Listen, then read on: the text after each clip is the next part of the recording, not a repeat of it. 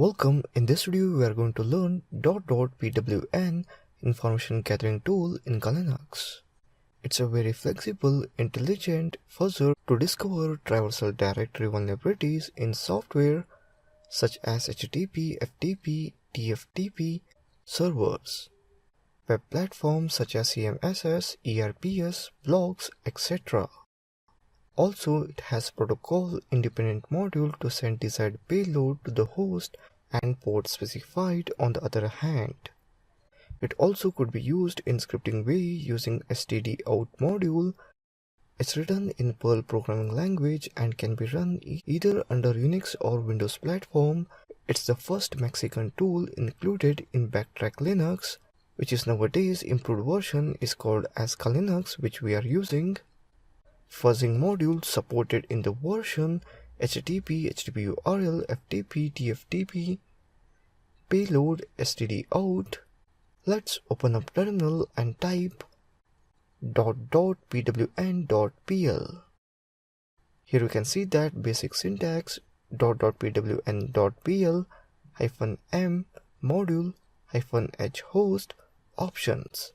Let's see the .pwn tool options -m module, that is HTTP, HTTP URL, FTP, TFTP, payload, stdout, -h host name, -o operating system detection for intelligent fuzzing, and so on.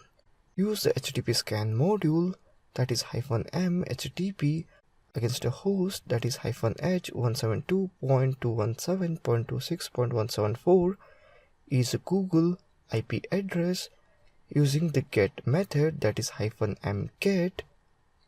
So basically type .pwn.pl -m http -h 172.217.26.174 -m get.